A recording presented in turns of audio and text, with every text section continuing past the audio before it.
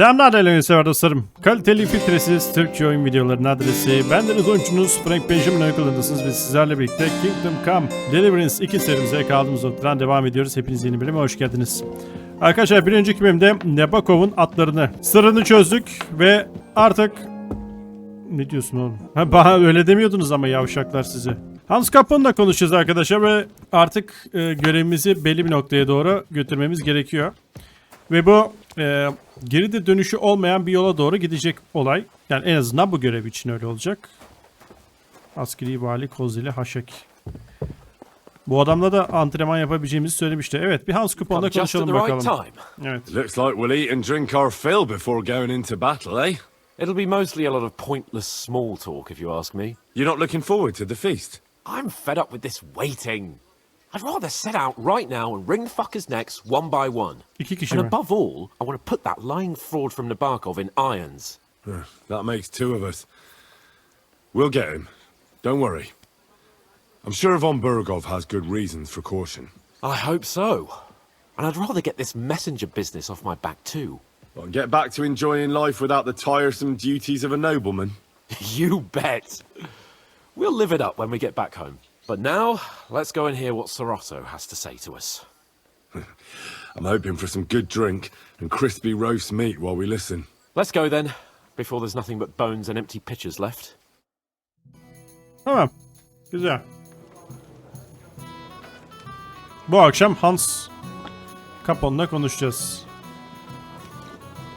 Capone. Zaten Hans'la konuştuk. Başka ne yapacağız? Ha, o görevi tamamladık. Lord Capon and his page. At last. Ayakçı. Good evening, friends. Join us, please, and sample what our kitchen has to offer. Wench, pour Lord Capon some wine. We have excellent Hungarian wine, sir. Thank you. I won't say Ne no. oldu tatlım? I'll be glad to drink to our upcoming victory over that rabble from Nabokov. And perhaps... Bizi görünce şaşırmışsındır eminim. Koca memelerin ve sen. Well said. Just what I like to hear. What do you say to that, Ulrich? It is certainly gratifying to hear a young lord expressing such concern for our country's fate. True. It is admirable that you are determined not to betray your Uncle Hanush's trust. Our agreement stands, of course.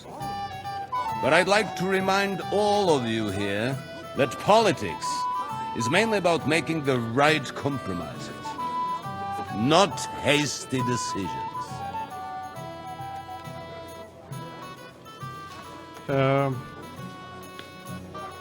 Politics is truly complicated, sir.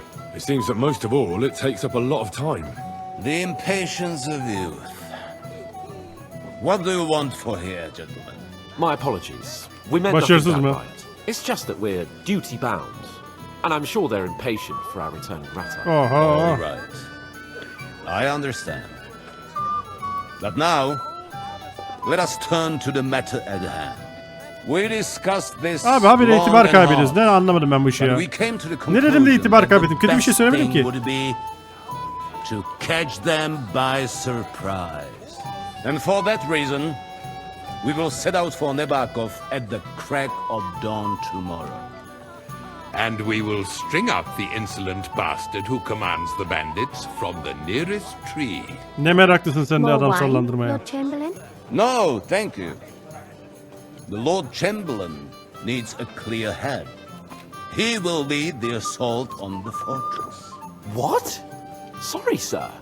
But did you say we'll be under Ulrich's command? Who else?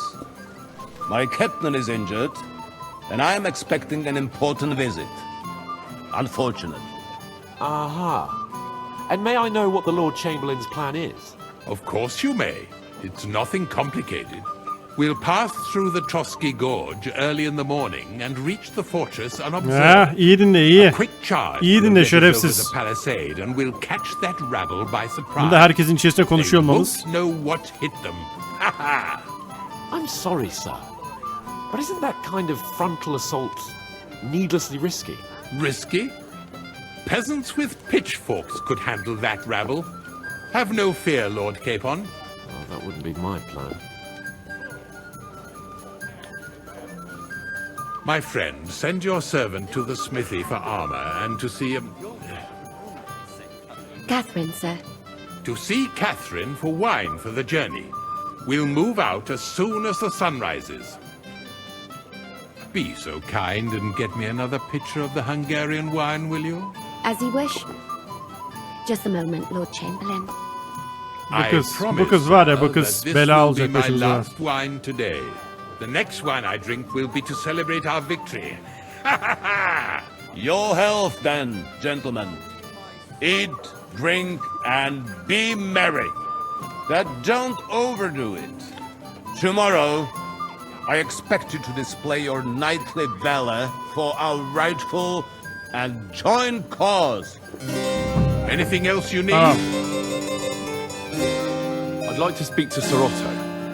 I'm sure Lord Capon will explain everything to you. And now, please excuse me. Okay. Junger Mann, komm her! What's No, the I discussion about, gentlemen? We're just talking about the ambush on Lord von Berghoff's men. Apparently, it was the same man who attacked your company by the pond. Evet. Aye, no doubt about it. It's the same band of troublemakers. Who got the better of you twice, eh? Zweimal? That's Zweimal, right. ja, zweimal. They say that at Nebakov, Lord Capon parleyed with someone pretending to be old Nebak.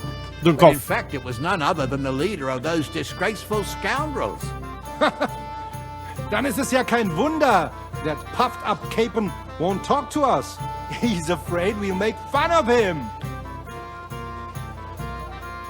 I'm sorry, sir, but Lord Capon did nothing wrong. It wasn't his fault. Watch your tongue. You don't want Henry to take offense and fly off the handle again? Ja, du hast recht. I went too far. If I've offended you, Henry, we can settle scores. I'm at your service. But Bu if kimdi you'd oğlum? rather try your luck, we can have a game of dice. That strikes me as a better option than going at each other with swords. Wie war das? Do you play dice, friend? Ne dersin diyor.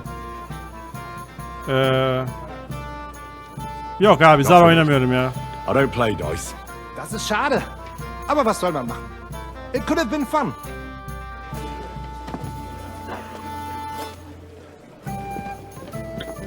Sizin itibarınıza da ihtiyacım yok kardeşim. Teşekkür ederim.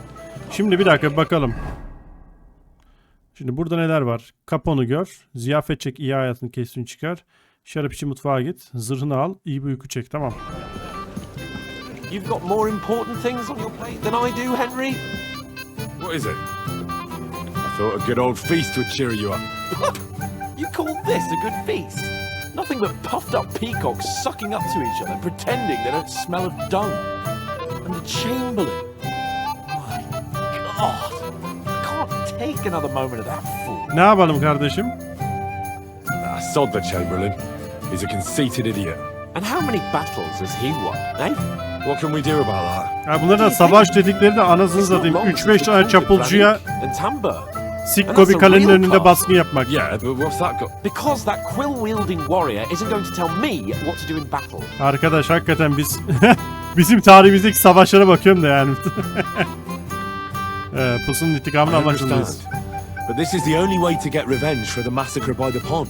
That band of cutthroats killed our men as well. And we don't have a chance against them on our own. Oh, maybe. You know what? I've had enough. I'm going to bed. But don't you forget to stop by the smithy for my sword and armor. And fetch some wine from Catherine. If you want my advice, try not to get too shit-faced. We've got a battle to fight tomorrow. Okay. Don't worry. I'll take care of it. All right. Good night then, Henry. Bye canım, bye. Dur öpüşmeyelim, yavaş. Dul Zübeyhanoğlu. I'd like to have a course with you, young man. This is Henry, my lady. Sorry, I don't know your name, my lady. This is Johanka of Zhernov, Henry. Tamam. Nice to meet you. I know who you are. My companions have talked about you. And the stories were somewhat Yeni bir şeyler de geliyor. if you don't mind me saying so. Nothing more than a couple of silly misunderstandings. The pond, the stocks, and the gallows. Quite a nice series of misunderstandings, if you ask me. Your life was on the line more than once, young man. You're right, Father. And not just my life, Lord Capon's as well. Well, that sounds interesting. Won't you tell me about it? I'd love to hear about adventures from their Ya hero demek himself. öyle. I'll be glad to tell you my story. Where to begin? The best place to begin is at the beginning, isn't it? You're right. Yalnız of bizde de course. hiç seçicilik That yok would be ya. best.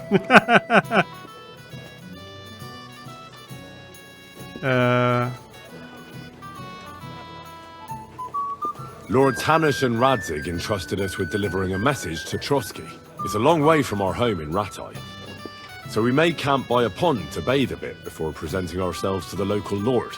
We didn't have time for that, because a band of cutthroats suddenly attacked us. They killed without mercy, and our men had no chance against them. We had no choice but to jump into the water and swim for our lives. I still don't know how I didn't drown. I can't swim, you see. Truly divine intervention, my son. Tabii, God tabii. clearly wanted you to be saved. Seni gidi Truly kumarbaz. shocking and terrifying. Tell me, what awful thing happened next? What can I say? Nothing much apart from the fact they almost stuck me like a pig. No doubt, but that's just what interests me. We were saved by a good-hearted old woman. But later, we got involved in a tavern brawl. Well, the brawl was started by my Lord Capon, actually. Manual labour would have been too humiliating for him, you see. Even more humiliating than having the local guards pour, slops over us. Çok da lordundan dolayı şikayet etmesin bari. No, that is truly awful. But it's Kıza true. ne anlatsak düşüyor Everyone vallahi. thought we were stinking vagabonds, which led to a whole misunderstanding. Bailiff Thrush put them in the stocks. Yeah, like I said, they took us for ragamuffins. Fair enough. But out with it now. Why did they punish you? Vali bizi cezalandırmakta haklıydı. I admit the bailiff was right to punish us. But we would have won the brawl otherwise, my lady. Excellent. I think people are wrong about you. You're a sincere Evet and öyleyim brave evet. young man, Henry. Evet. And rather entertaining company. Yes, I agree. It's a pity my good friend didn't hear Hangi your iyi story. arkadaşın? She would have been very She mi? interested. Tamam. Who do you mean, my lady? Unfortunately, she just went outside to get some fresh air. But the easiest way to put that right would be to go and find her. Would you escort me, Sir Knight? Tabii ki de. Certainly, my Tabii ki lady. de. I'd be honoured to escort you. Excellent. Her yere I'm giderim. sure the learned gentlemen will excuse us, won't they? It's a lovely night outside, and it's a little stuffy in here, so a walk will do me good. Bana da çok iyi gelir. A lovely summer night. It was horribly stuffy inside. Evet. Thanks for rescuing me from the claws of those two old vultures. Yeah, of course. But I thought... I know what you thought. Some men are terribly slow-witted, that's all. Like my late husband. But maybe I underestimated you, eh?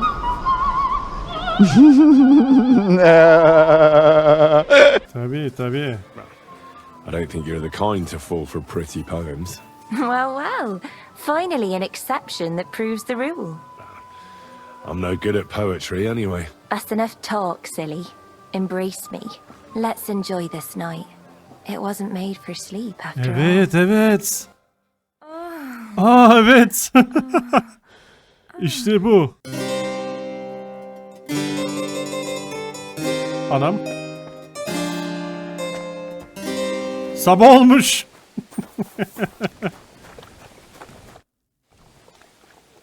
I've got your armour and wine for the journey. Where is it then? Oh, sorry. I'll be right back. Bir dakika. Bir dakika. Gidip zırhı al. Şarap için mutfağa git. Önce şarap için mutfağa gidelim arkadaşlar. Dur oğlum ya. Allah Allah. İşimiz vardı yani. Allah'ım ya. Buna da hesap vereceğiz illa. Yalnız çok hızlıyız ha. Önümüze gelen de yani. Where can I find the serving girl with the wine? I don't know. Ask Manietta. She's the cook. Manyeta bu mu? Manyeta konuş benimle. Greetings to you. Excuse me, have you seen Catherine? What do you want her for? I'm supposed to get some wine from her for Lord Capon, but I can't find her. For that handsome young man? I'll go and get it and you can forget about that ninny Catherine. Well, the thing is, Ama they told unutulacak me... gibi değil o Forget memeler. it.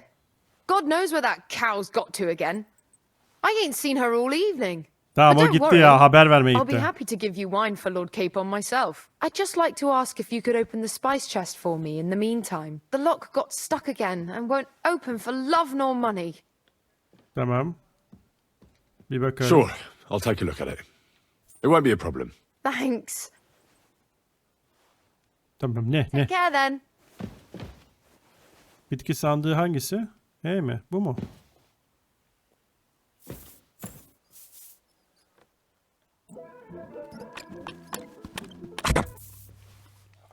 Açamadık abi ya. Uğraşamam. Tamam. Şarabı o kız götürecek. Ne zaman götürecek? Bitki sandığı açılmıyor. Osina deserves a kick up the arse. It's stuck fast. You really can't do it? And I had you down for such a handy lad. O kadar da değilmişim demek ki. No, it simply isn't possible. And Osina's an idiot. I'd have to take an axe to that lock. Oh, well, never mind then. I suppose I'll have to ask someone who's better with his hands. Here's Açabilsek some muhtemelen. Hungarian wine for your journey.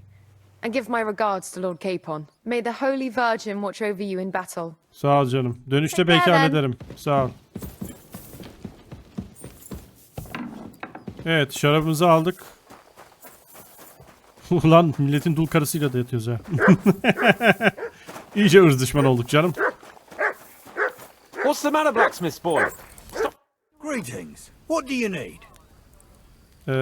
Zırh için geldim. I'm supposed to collect armor and a sword for my lord. Aye, but that horse has already bolted. I'm clean out. What? You don't have anything? Lots of other knights were here. You should have come earlier, that's all. But Chamberlain Ulrich himself sent me here. I'll be happy to give you what's left, but it ain't the best. I reckon you'll have to do the mending and sharpening yourself. Abi. As you wish. But I'll go and tell the Chamberlain. You think he's going to get his fingers burnt because of you? What? Ulrich is my friend. And I have friends among the local nobles who the Chamberlain surely won't want to annoy. All right. Maybe I was a bit hasty. I'll find you something better. I Bir still zahmet. have this left. Take it. It's yours. See now? Where there's a will, there's a way. Şerefsiz. If you want something... You're up early. What'll it be? Bunu kendimize alabileceğimiz bir şey var mı diye bakayım. Şu Basilart bayağı ilgimi çekti. 334 istiyor ama bayağı iyi bir kılıç gibi duruyor. Word about the price. Well, I suppose we can try. Aye, you'll convince me with that price. Thank you, and take care. Tamam, şimdi kılıcı aldık. Tamam, şimdilik böyle daha iyiyiz. Hey! Verelim. I've got your armor and wine for the journey. Let's see what von Bergov sent me then. I'm going to give that blacksmith Osiner a kick up the ass.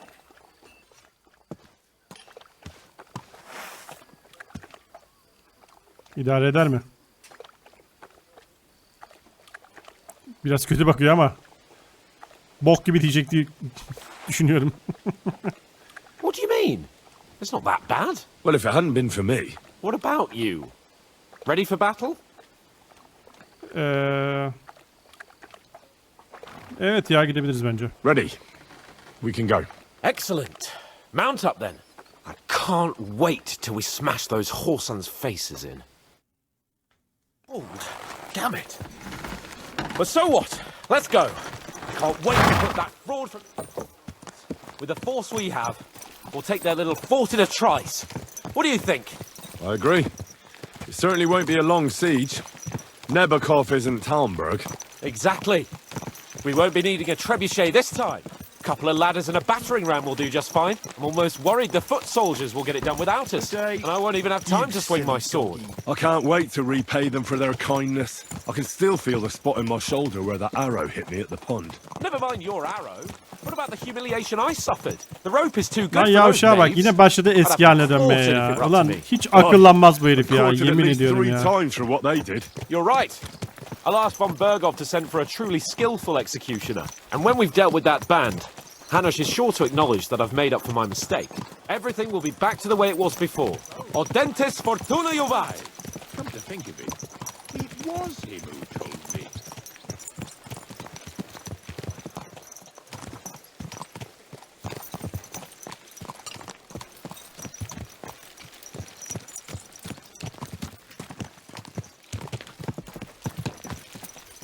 How was the Hungarian wine, gentlemen? I hope you don't have sore heads this morning. Don't worry, Lord Chamberlain. My head is clear. A real knight knows how to behave on the eve of a battle. What about your faithful servant and protector here? I'm ready for battle, sir. I'm glad to hear it. Sir, Akşam ben benzinimi aldım kardeşim. Safe. I hope you don't have anything against me escorting you today, Lord Capon. I can't say what an honor it is for me. I suppose someone doesn't want me to mess up again, eh? But Lord Capon, taking care of our guests is right and proper. You, Sir Ulrich, should worry about not getting too many bloodstains on you today. We all have our orders, and mine are to defeat that band of scoundrels in Nabokov. Yenmek he. Why dally then when Uzaktan we have work to izleyeceksin. do? To battle, gentlemen. Gidelim hadi. Open the gate. We're moving out. Evet hocam. Savaşma zamanımız geldi.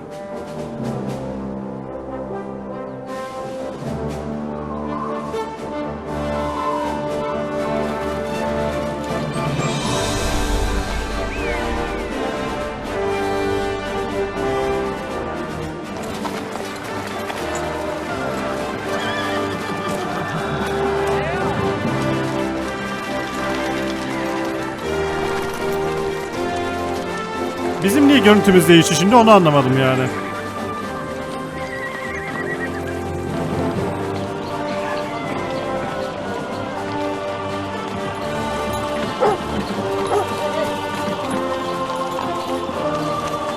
Baksanıza bizim zırhımıza. Atımız farklı, zırhımız farklı.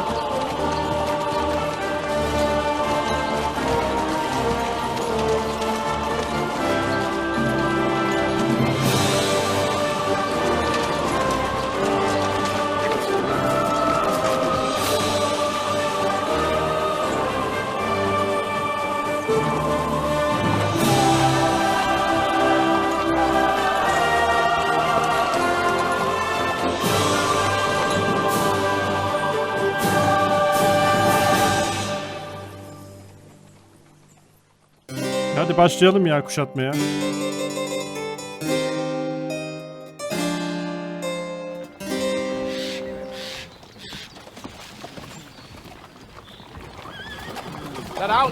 Aa, bu zaten sahneler canlı değil mi yani? Bu niye bizim zırhımızı böyle gösteriyor anlamadım ya. There aren't enough of them that can tackle this kind of force. True enough. And to think, I drank a toast with that fucker. Christ. I hope you enjoyed your wine, Lord Capon, since old Nevak was chewing on dry straw in his own cellars. Don't you worry, Chamberlain. I'll see to that sneaky fucker in person. You two are pathetic. I get the impression you're afraid to go into these woods, even with an army around you. I think I can see now why your lord barely escaped with his life. Maybe his captain underestimated the foe as light-heartedly as you. Weigh your words carefully, young man. You didn't fare any better yourselves. Daha iyi davranmayı hak etmiyordun.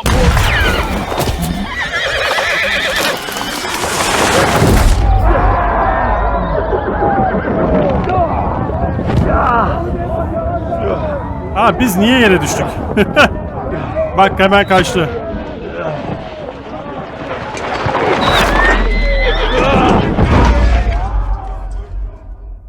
Ya Allah'ım ya. Olacak iş değil ya. What the? My God! Where? Oh shit! Shit! Hey! Can't get out. Give me your hand! Come on! God's sake! Get up, Henry! Back off, bastard! Now he's really pissed me off. We have to get out of here! But we can't go fast! We'll fight our way through! Quick! Down the path! Go fuck it! Yeah! Take the fucking attack! I took him down! I need a hand! Slice him up!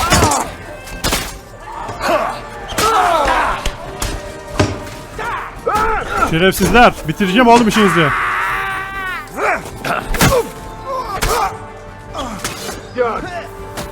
İşte bu kadar.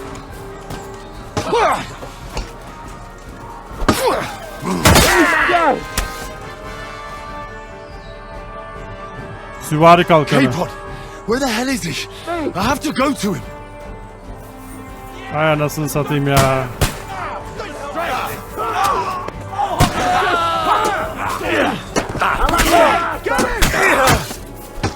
To me! Get him from behind! Hey! On the head! Let him have it! Kill him! Gelin lan gelin. Gelin tolikler. Fuck yourself! Yeah! Don't spare him! I'll finish you off! Yes! Hadi beyler. Hayvan gibi gidiyoruz. Hayvan gibi.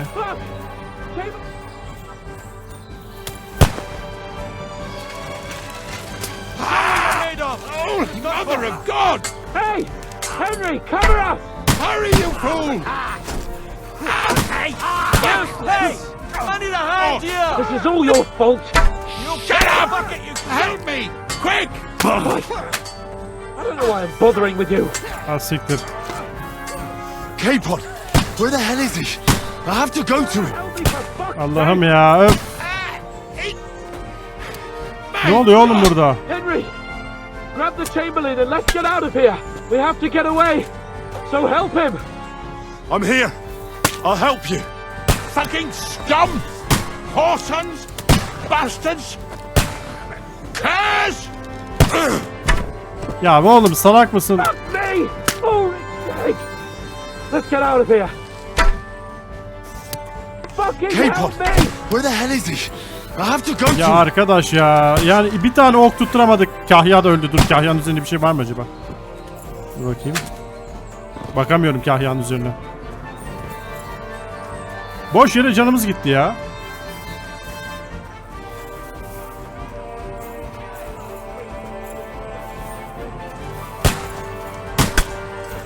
Help me! You'll kill me! Let him have it! Please!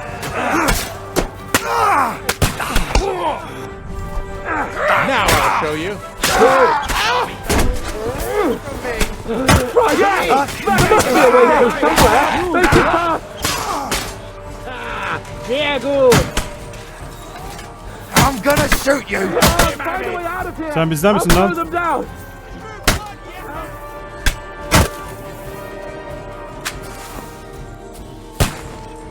Watch out! I can't get a shot in!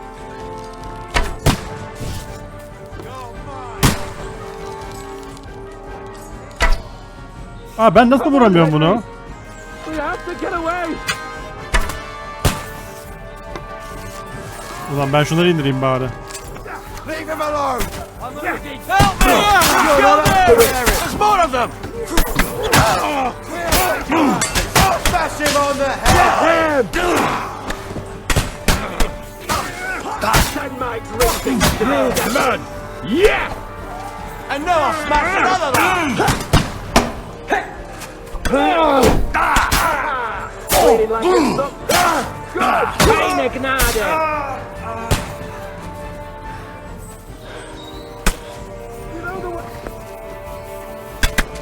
Allah kahretsin.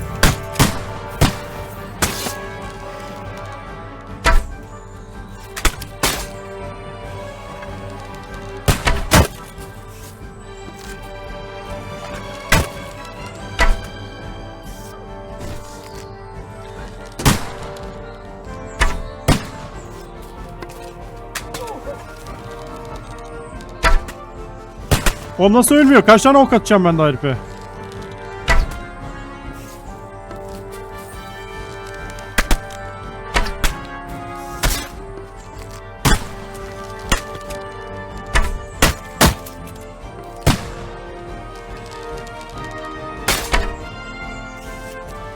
Vay yavşak. Bir tane daha gitti. Başka? Var ama.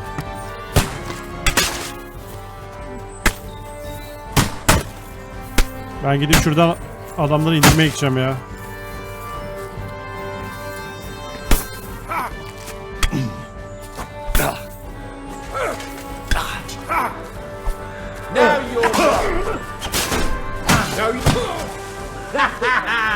You never saw that coming.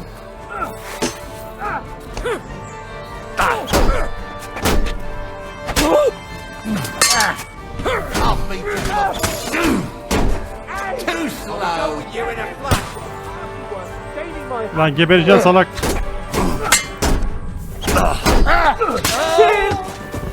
Get ready to leave this life.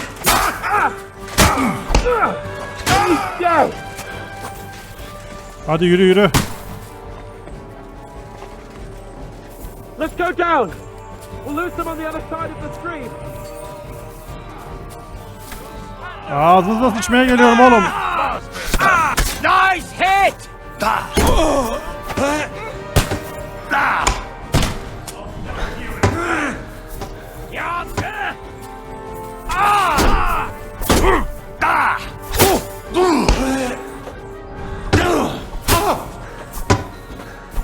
Hadi.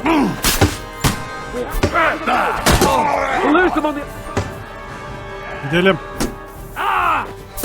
Oğlum bitirin şunu. Bitir anasını satayım. Bu kadar zor mu ya? Evet evet. Hala aşkın etkisindeyim. Hala aşkın etkisinde olduğum için iyiyim.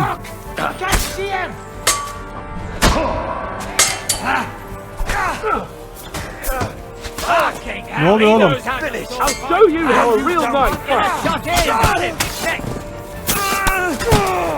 I'll chop you up, you shit!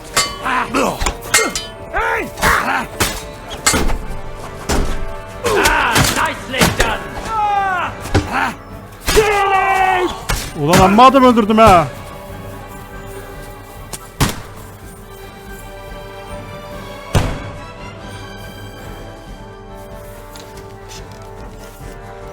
Let's go down. We'll lose them on the other side of the stream.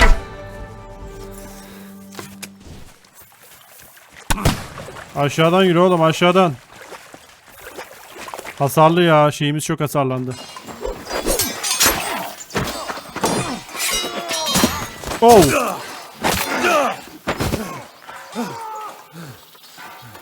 Oo, yüzüne yedi bir darbe ya. Hans, look at me. Yüzü yedi suratına.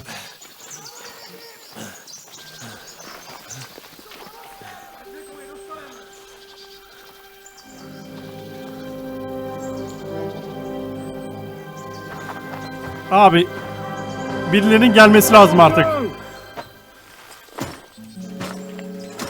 We'll surely get a nice fat ransom for Lord Capon Capstein.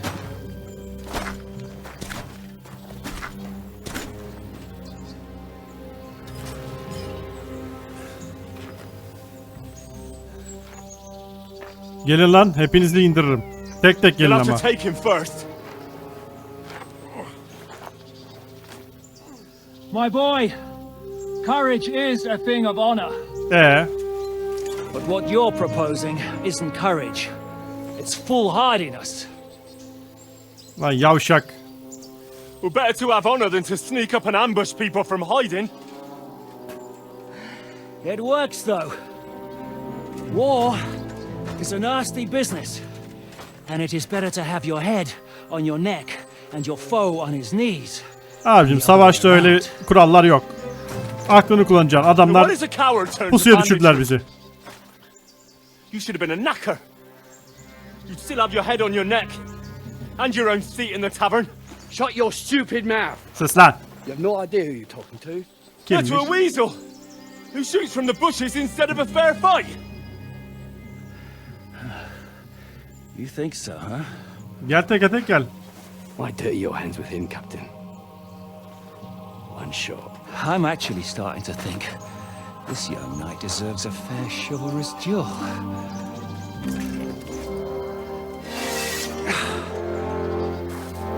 If he's good enough, I'll let him live. Göreceksin ne kadar iyi olduğumu.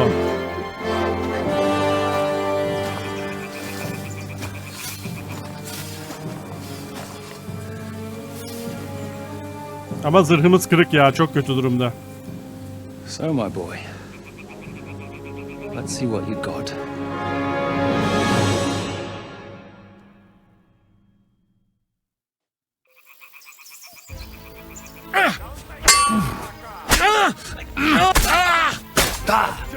Jesus! Come on! Let's Hadi. see what you're made of! Have this for your effort! Kolay oldu be. Ha?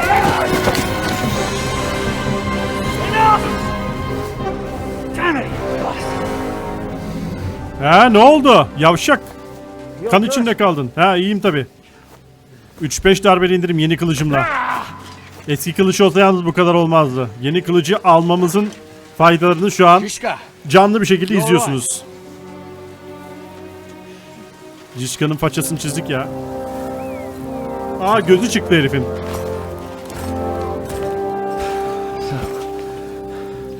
Do you reckon you can trust an outlaw to keep his word of honor?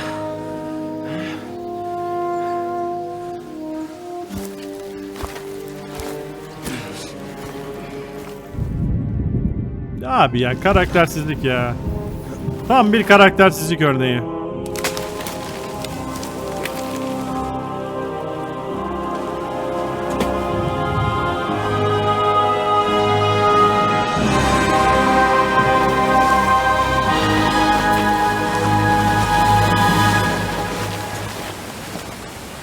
Ne oldu şimdi?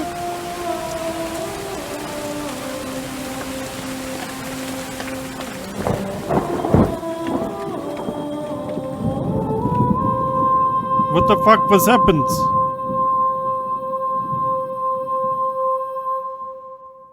Birinin gelip bizi kurtarması lazım bu durumda, değil mi?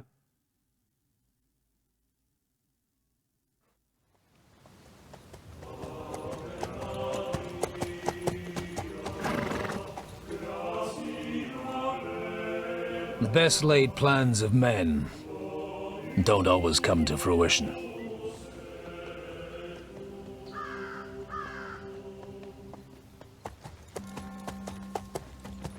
As the saying goes, man proposes, but God disposes. And then boots you right in the balls. Lan oğlum, o astıklarından biz miydik, değil miydik? Yani şimdi bunun için çok iyi fidye alabiliriz dedi. Ama bizim için fidye alamaz. All I wanted was a quiet life. Nothing more. Take it easy. Have a bit of fun now and again. And not piss anyone off too much.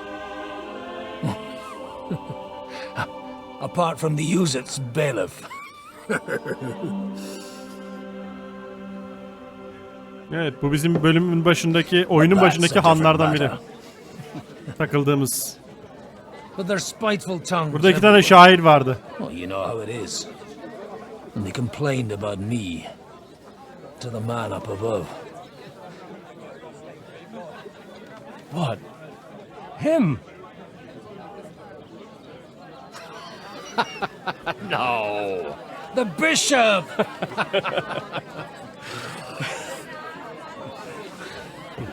Bu kadar ara sahne koyduğuna göre ölmedik.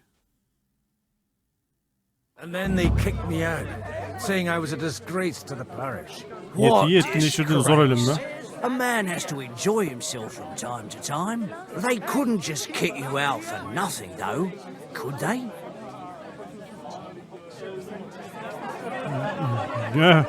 Ben Sofur Let me istiyorum. make it clear. I am the very paradigm of Christianity. But the church has more priests and parishes. So all it took was a bit of spiteful gossip. And then someone else got my parish. Aye, folk can be swine.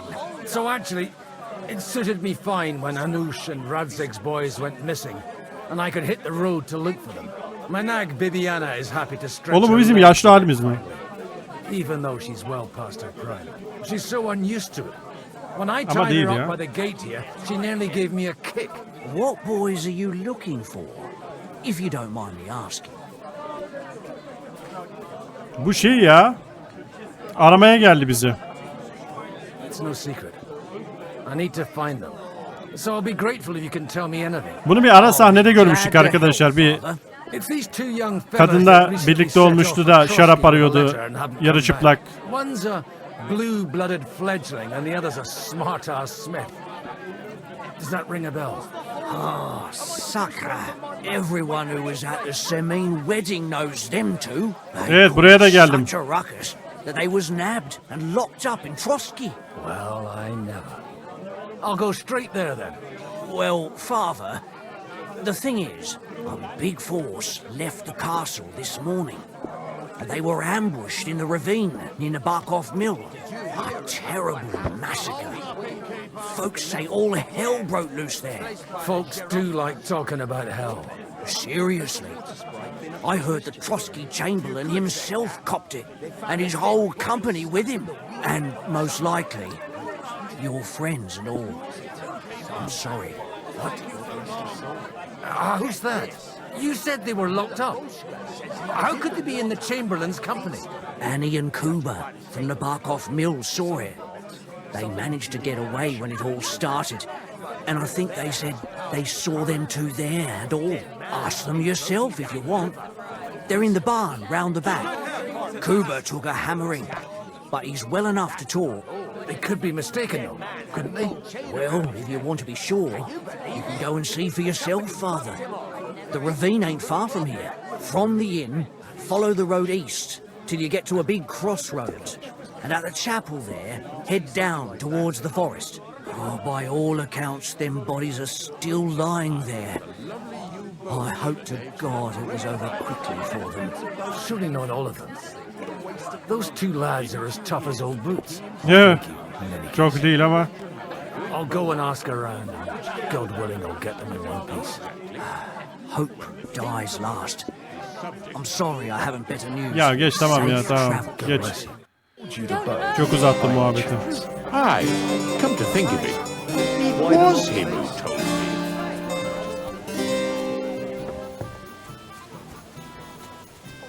Common folks that suffer the most. And you're supposed to believe there's just... If it's not burnt to the ground. Irgat God Kuba. be with you, lad. I need to ask you something. Oh, Christ. Kuba's in a bad way. He got shot. He needs to rest. What do you want from him? What happened to you? An awful disaster. Our mill was like suddenly in the middle of a battlefield. In the evening, some men burst in on us, herded us into the barn and wouldn't let anyone out. And then, in the morning, the ravine suddenly turned into hell itself. Awful. Dreadful. Easy. You have nothing to fear now, lass. What did you hear from the barn? Branches snapping, horses whinnying, yelling, and infernal crashes and bangs. We tried to flee, but Cooper was hit in the shoulder by an arrow. We hid until it was all over. And then, by then, them bastards had other things to worry about. They took some captives. I'm looking for two friends. Bakalım captive'lerin arasında bunlar var told mı? me they were involved in that skirmish. Is there Hans Capon of Perkstein and Henry, his page? Have you heard those names? Lord have mercy. They were the ones that was taken captive. Are you sure? Aye. After what they got up to at the Semine wedding, half the domain knows them. They was hanged. My God! Surely not. There must have been lots of people there. Maybe you made a mistake in the confusion. I'm sorry. How can you be so sure? Abo. How far away were you? What happened exactly? I'm just saying what I saw. That's all. I'm asking if you're sure. Would you swear to God? Well, speak! Before Almighty God? Well, maybe. I mean, it was all a bit chaotic, that's true. Tamam. Kim o Who were caniler? those cutthroats? Some of them wore Lord Nebag's colours, but it wasn't his men. We know his men. They ride by the mill often enough and sometimes stop off for a chat. I'll leave you to get some rest. I must find my friends, however they ended up. Da Deus Fortunae. Oh, was that Latin? Are you a priest or what? Aye, I'm a priest. Well, I was. I used to be. Merciful Mother of God. That's some good fortune at least. Could you bless Cooper, please? Maybe he'll get better if you put a word in for him with the Almighty. Okay. Of course. I'd be happy to. Benedictio Domini sit vobiscum. Benedictus qui venit in nomine Domini. Amen. Amen. Thank you, Father. Ne anladınız da amen amen diyorsunuz. Allah'ın cahil köylüleri sizi. All right. Of course I will. Farewell, my friends. Ulan 2 dua ettik hemen yüzük aldık bir tane. Ulan ne güzel iş ya. Ne diyorsun ya, dur. Greetings to you. Tamam geç. God be with you. Bizim karı peşinde koşmasak da olur.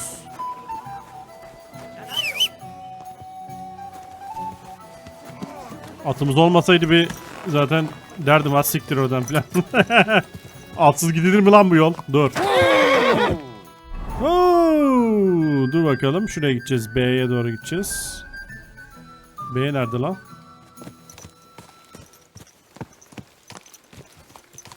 Ulan o kadar uzak ki gözükmüyor mu?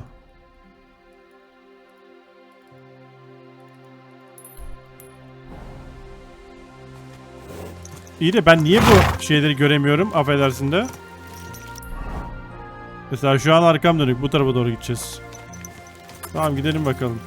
Ha şimdi gördüm tamam. O kadar uzakta gözüküyor ki be.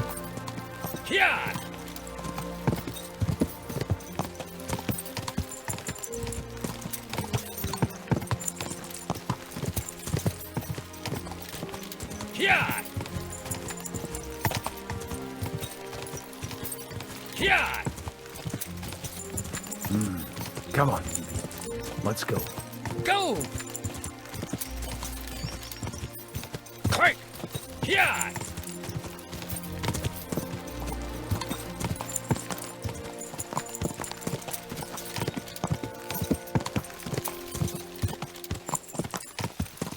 I'm supposed to take a left at the crossroads.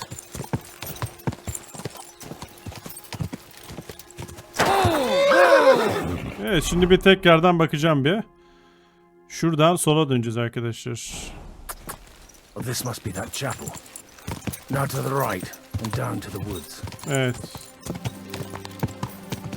Zaten şu orman içerisinde pusuya düşmüştük.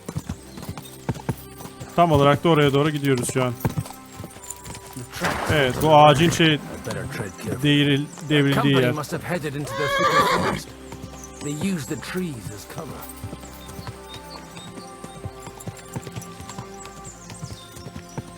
Hey, nice wagons. They probably use them to block the way and prevent a retreat. Smart. Fuck you, horseson! We're under attack! They rained arrows down. God, what a bloodbath. What you old fuck?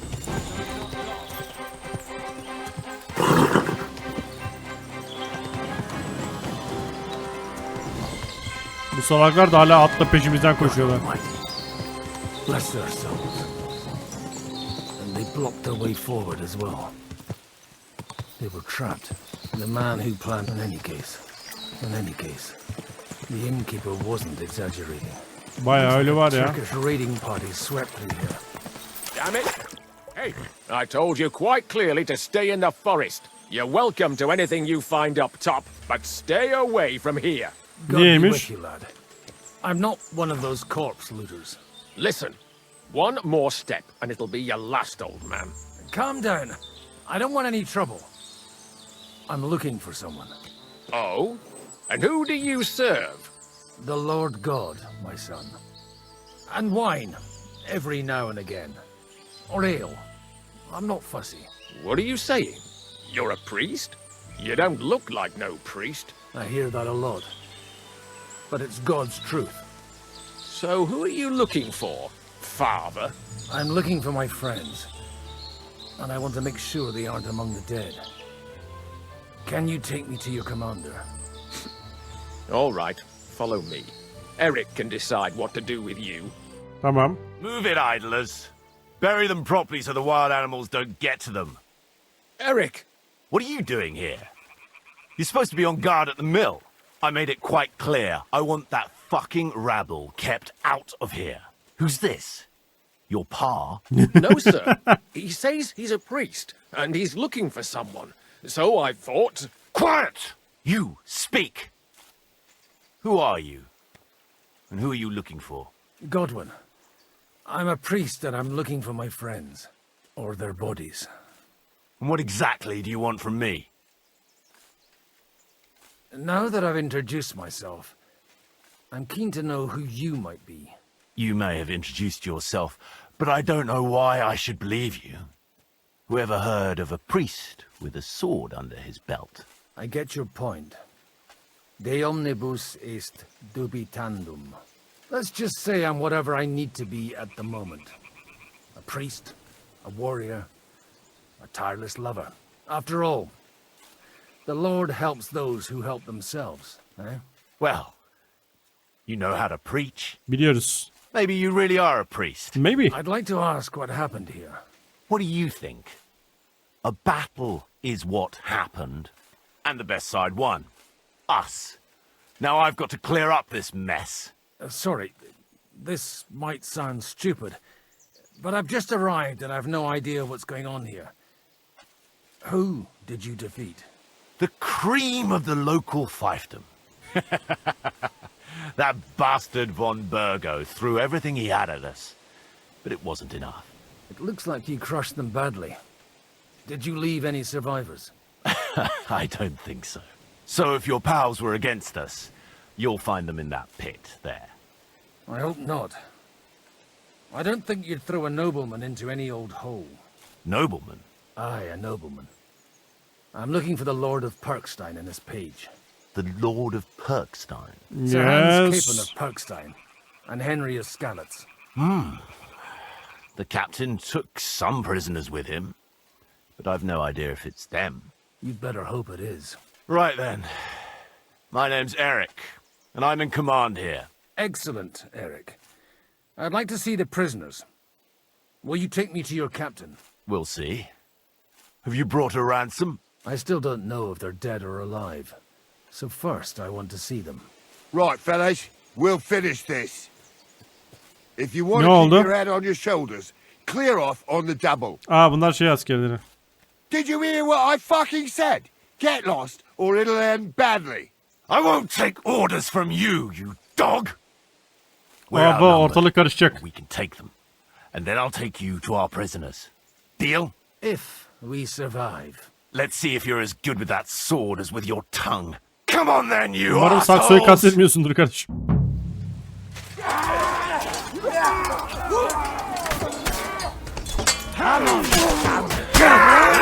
Nicely done.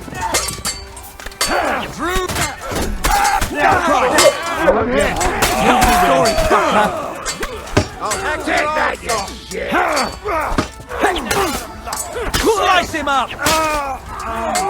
Ulan amma da üşük bu bölümde ya. Bleeding already, are ya? Bizimki çabuk yoruluyor. Done with you in a flash. You're mine. Kim kaldı? Useless. Yeah. Don't say. Tamam mı? Anlaştık mı? Fuck! That was something! They got what they had coming, the fucking thieves! I'd say it's God's punishment. Requiem aeternam dona eis, Domini. You really know how to wield a sword. Tell me, Where did you learn to fight like that? And leave God out of it this time? In the Battle of Kosovo. I did a bit of traveling when I was young and lopped up a few Turkish heads along the way. Ya bak şimdi bize kimi oynatıyor ya. Bak milliyetçi damarımı kabartıyorlar burada ya. Near Sasau. Sasau? Looks to me like you're going to need a bigger hole for the bodies. We're not going to dig graves for those fuckers. Leave them to rot without a Christian burial. Nobody deserves that. Not even enemies. And besides, those corpses could attract wolves from the forest. Sod the wolves. Let them fill their bellies. Anyway, what about our agreement? Still on? I'll take you to the castle, so you can talk to the captain. He always appreciates a good warrior. What castle? Nebarkov. Although, castle might be a strong word for it. Evet, atımıza binelim.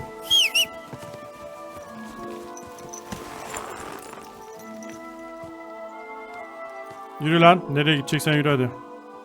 So tell me, Godwin, why are you looking for those two anyway? I gave my word.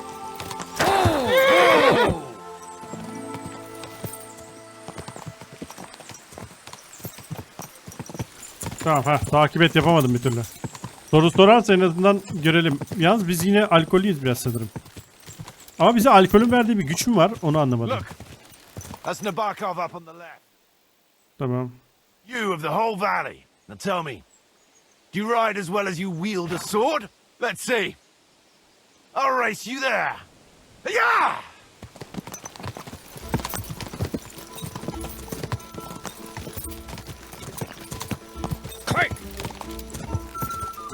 Hah. Enayiyi arkada bıraktım hemen.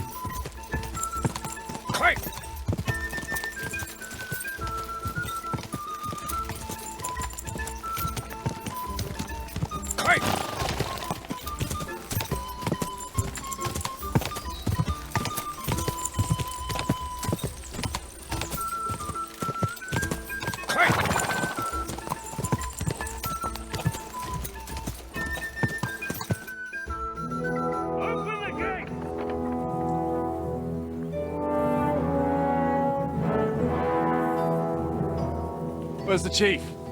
Brought him a guest. Just now he's interrogating some captives. Call him. Tipe bak. Believe they're still alive. You're in luck. I hope so. What is it, Eric? I'm busy. Hah. Medeniyet dediğin tek gözü kalmış canavar. This here is Father Godwin. For a priest, he's handier with a sword than most of your men. He helped us against some bandits. And he's looking for Sir Hans Capon of Perkstein. Well, well. This is quite a turn-up. I've just had a very interesting chat with this Capon. And your Ishtvan. Now I think I want to have a chat with you. Oh. Go and wait for me in the tower. Oh.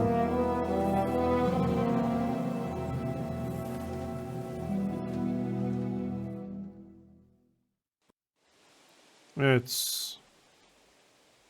God be with you, Captain.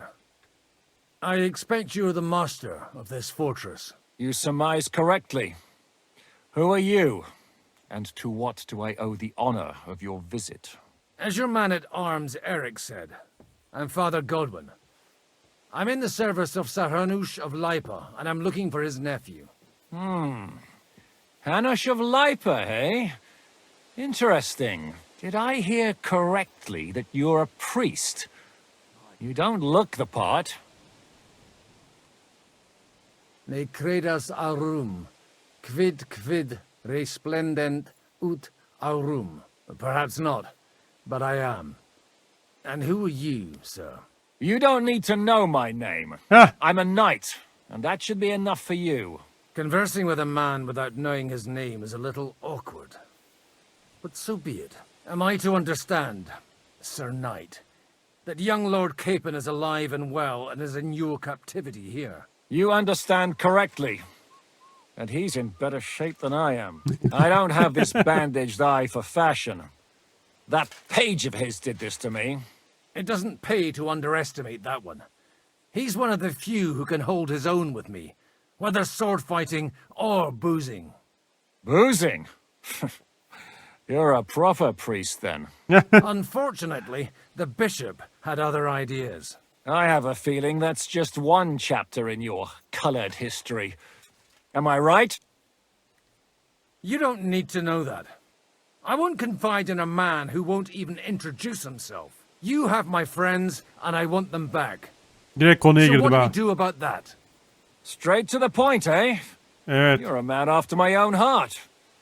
So what do you propose? First of all, I'd like to see them, to make sure they're safe and sound as you claim. They're both fine, for now.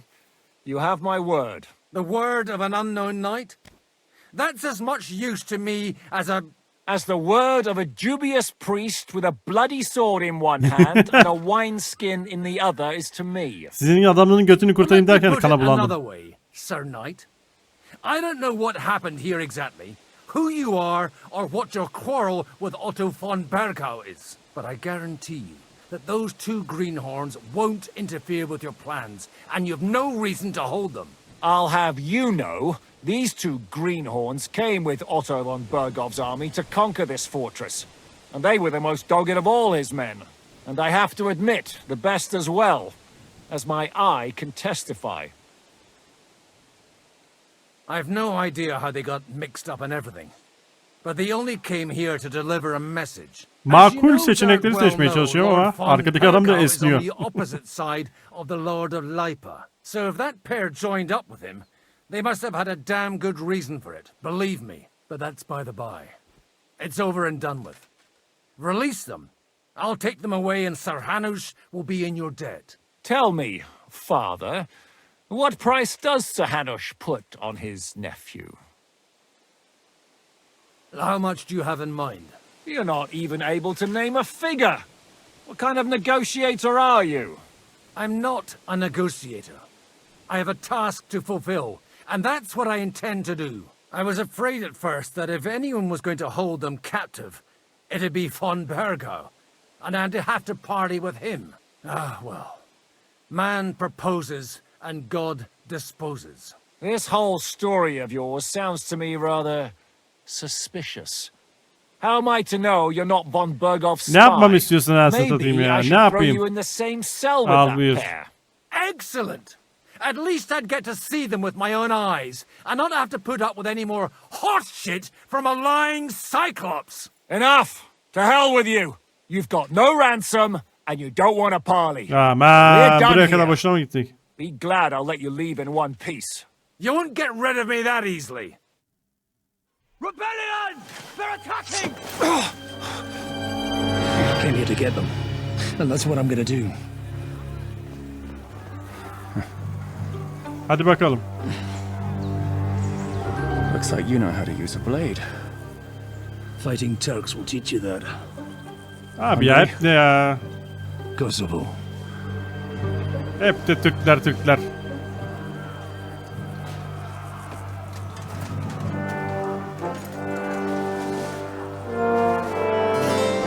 If you help me, I'll let them go. Bir bu eksikti anasını satayım. Von Bergau'nun adamlarını öldürdük. Şimdi isyana yardım ediyoruz. Up and at them! Kill them to the last man! Kız burada mı hala acaba ya? You're out of luck.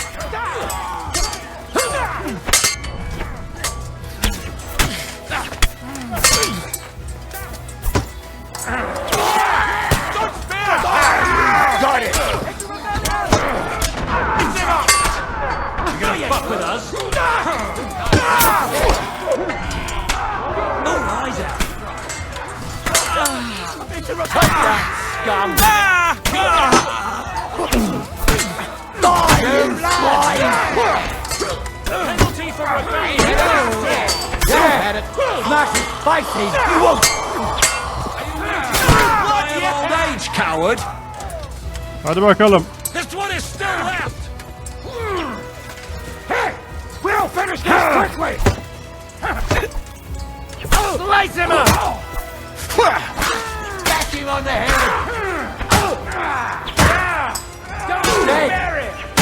Ulan amma vuruyorum ha. Whether you're a priest or not, I have to admit, you're damned handy with the Akıyorum sword. kardeşim ya. Su gibi. But what the hell was that all about? Looks like those friends of yours were right. Von Bergov's spies infiltrated us. Istvan Toth and that Eric of his. Eric? Where is Eric? Fuck! To the captives, quick, before it's too late. Heh. Bir süre önce.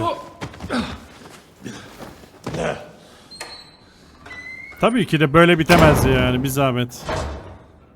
I hope Hanush has enough coin to pay the ransom for you. As for you, well, we'll see about you.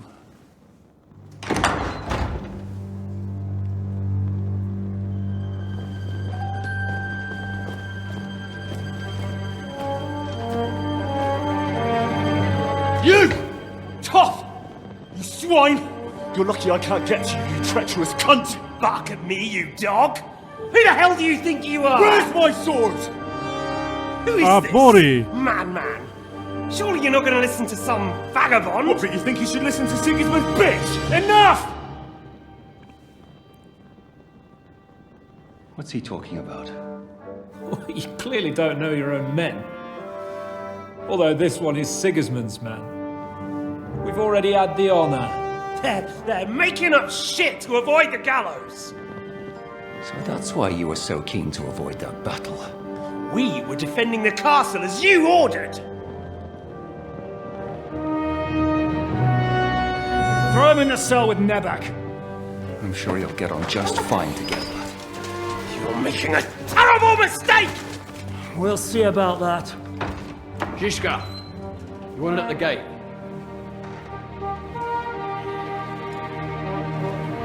Shit, I'm not done with you yet.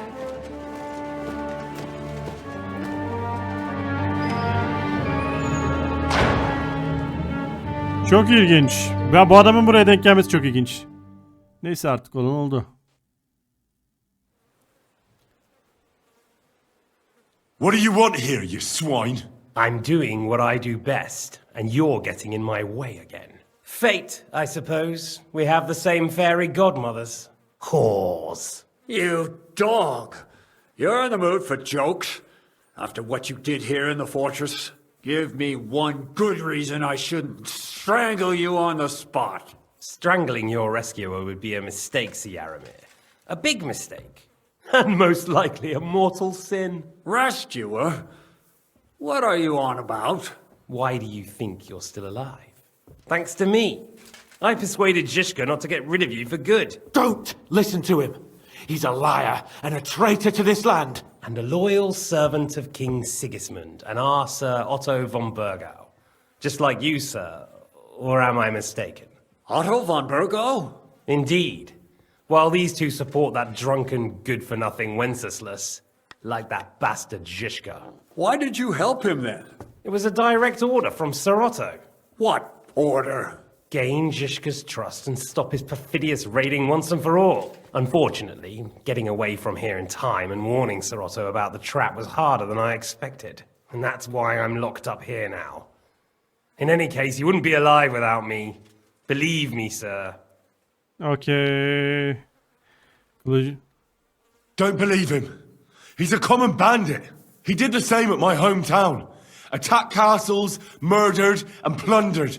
I was given a direct order by my lord, who is yours too, and I'm carrying it out as best as I can. Behind bars? Like I said, if everything had gone to plan, it wouldn't be us in this dungeon, but Zhishka. But don't worry, sir. I haven't said my final word yet. Well, evet, bulunduğun yere göre çok iddialı konuşuyorsun. All right, I'll take your word for it. For the moment. You'll regret it if you're lying to me. No doubt.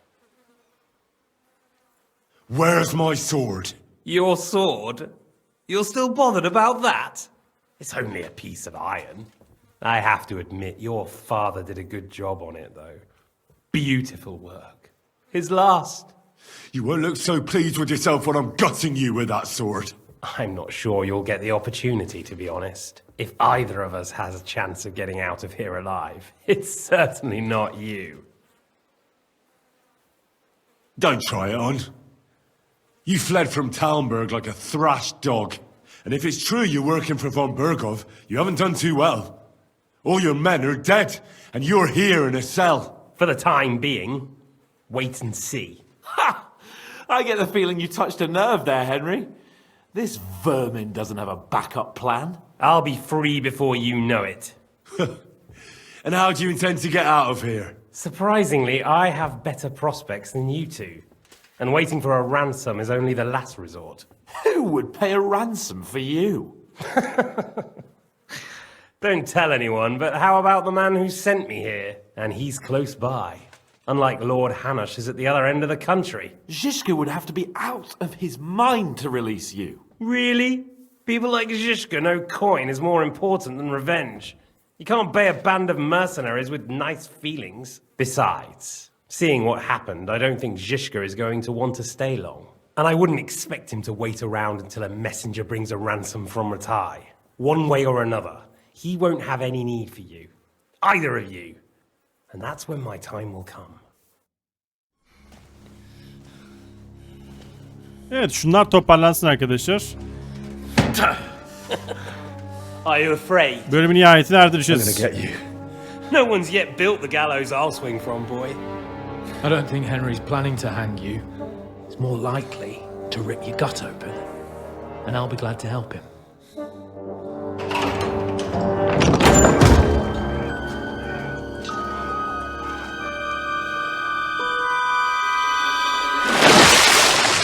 When did you start recruiting Radzig's people, Eric?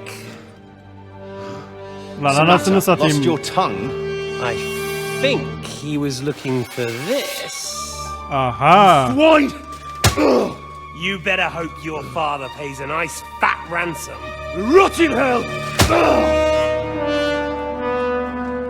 Eric! We're just about to do some gutting. There's no time for it. There's always time for this. No, we've got to flee now. Şerefsiz. Şerefsiz.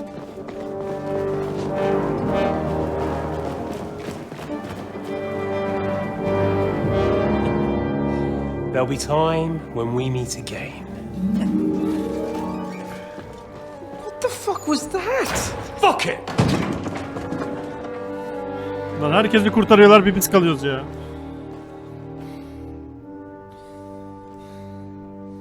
Hakikaten ya.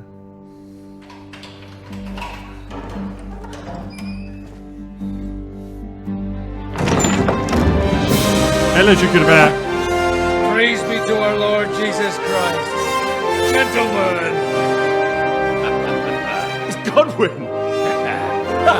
You know, I thought I'd be carrying your bodies home. Can you even deliver a letter?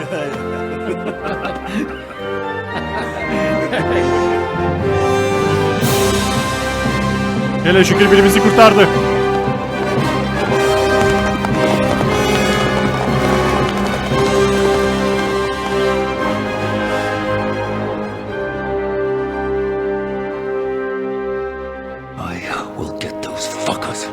Evet, şu an taraf değiştirdik galiba.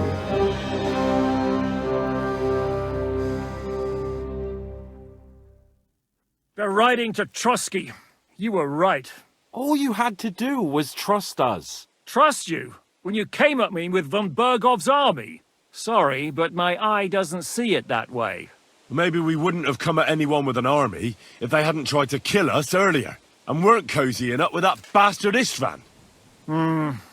There might be some truth in that. We got off on the wrong foot, all right. But it seems we have a lot to say to each other. Too right.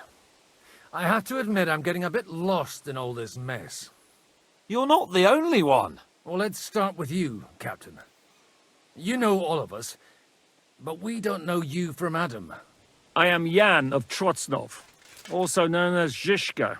These days in the service of Jan Sokol of Lamberg and Margrave Prokop of Luxembourg. Prokop? Jobst of Luxembourg's brother? What a coincidence. We're here at Jobst's instigation. Well, Sir Hans, the problem is Prokop is at this very moment in Sigismund's jail in Pressburg on account of Jobst's treachery, which doesn't exactly make us allies. We know about his past, but it seems he's changed his mind and sided with King Wenceslas. After all, we came here to try to make Lord von Burgov and the League of Lords turn against Sigismund. Jobst can be very convincing, and then all of a sudden his dagger's in your back. I've seen him twist and turn so many times that I don't believe a word he says.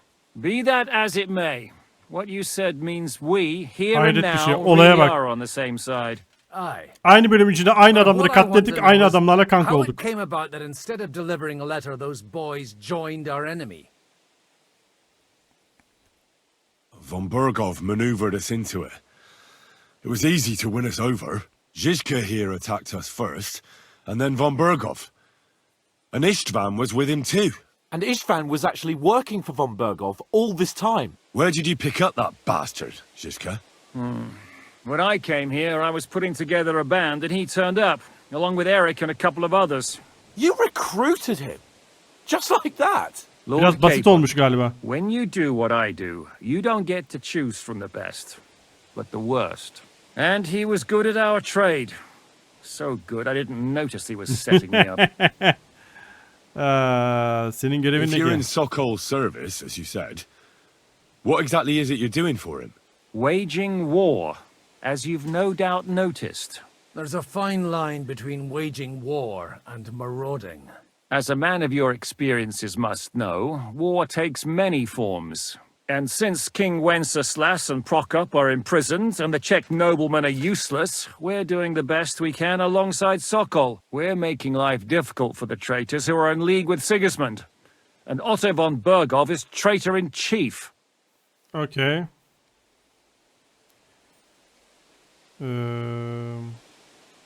Bize neden I understand saldırdınız? you were out to harm von Burgov, but why did you attack us, for God's sake? We saw you meet up with his garrison. It looked like a friendly encounter, so we figured you were with von Burgov. You killed all my men. They were good lads.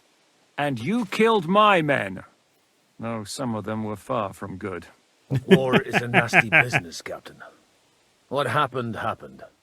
And it's a burden we all have to bear. Neyse, en azından makul konuşan biri var. Do you know Catherine? Who? The girl from by the pond, for whose sake you killed your own man. No. You killed your own man to protect a woman you don't know. Looks like it, doesn't it?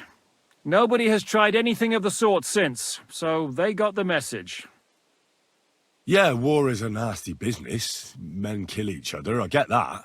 But your men wanted to rape innocent women. There at the pond. Nobody raped anybody.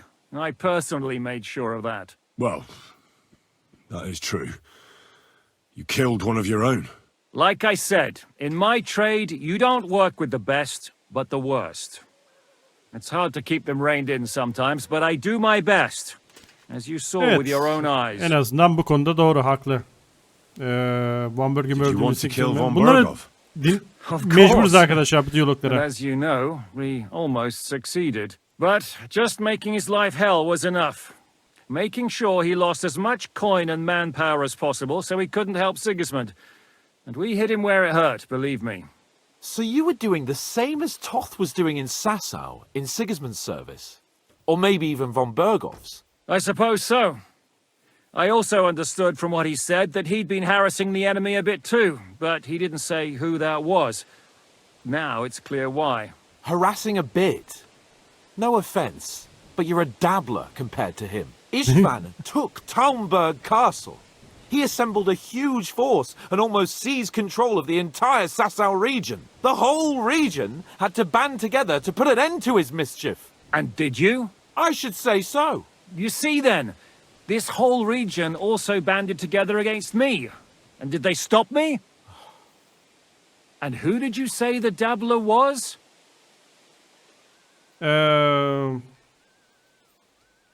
İspan neden Why Bergov'u did Istvan yaramadı? let you ambush von Bergov instead of telling him you were at Nebukov?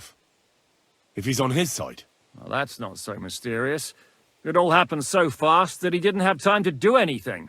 Abi bir yerde oturup bari sohbet etseydik ya. Ayakta kaldık ya. Üzerimdeki zırh filan. Precise reason. So no idiot would give us away. Although it's true he wanted to avoid that battle. He tried to talk me out of it. And now we know why. While we're on the subject of Istvan, I understand you have some history between you. Evet. Hoş bir hikaye değil. Bu konuda danışmak I istemiyorum. don't want to talk about that swine. I understand. Everyone has wounds that shouldn't be reopened. Tamam. Daha geçici. How did you manage to set that trap in the ravine so quickly? We only heard about the sortie the evening before. I have my sources. Katarina işte ya. I think you can trust us after all the Koca memeli sacrifice, kız. can't you? I'll give you a piece of advice, Lord Capon. Don't trust anyone. If there's one thing I can't figure out, it's how come you suddenly turned up here, Godwin? Would you rather I hadn't? Yok. Certainly not. Demek You came at just the Estağfurullah. right time. Üstadım onu demek istemedim.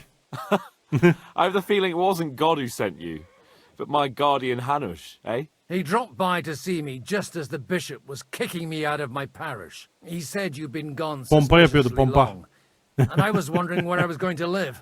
So we made a deal that I'd go and check up on you. That was a good idea, I must say. I think so too. For a while, I was worried I'd have to take you home in sex. How did Semine come to join you? Von Berghoff is a bad master, and you're not the only ones who don't like what Sigismund's doing in Bohemia. Ulan bak iyi ki Semin'in ismini vermemişiz ha. Bak What are we gonna do bu da bir now? sınavdı bizim We için. can't stay here. Semin'i gizli God tuttuk. knows Böylece what şu plots anda those fuckers are hatching right now. Semin hakkında We hiçbir should şey get ready to bilmiyorlar. leave. Von Berghoff may have lost lots of men, but he won't take this lying down. Word will get out about his humiliation, and the League of Lords will come to his aid. Where will we go? I don't know yet. What about that Jobst of yours? Should you send word to him? He's still somewhere in Brandenburg. So the best thing would be for all of us to go back to Ratai. Wouldn't you like to join us, Zizka? That sounds like a plan. Güzel. See? Oh, and would you like me to take another look at your eye? An open wound is the last thing you want on a journey. Is medicine another of your skills? On top of sword fighting, boozing, Maşallah. and preaching? Getting the Adamın last rites 10 isn't parmağında the 10 only thing I marifet. can do for a fallen man. War is a good teacher. All right, then. You could look at the bandage for a start. The stench bothers me more than the pain. Sorry about your eye. You're lucky it was this one. It must be cursed. I almost lost it as a child already. Ay And then çocukluk you came anılarına. along. Allah'ım ya Still, yeter I have artık. no one to blame for challenging you and taking off my helmet. I'll hand out orders and come and join you in the fort. Sir Hans can take you there.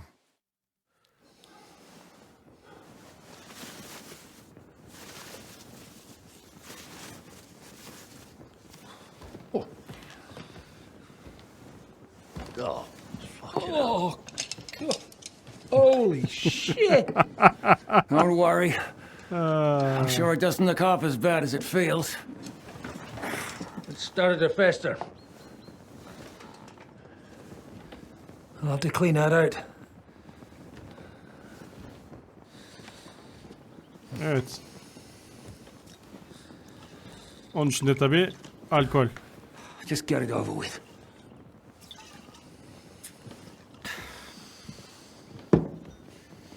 Oyacak gözünü.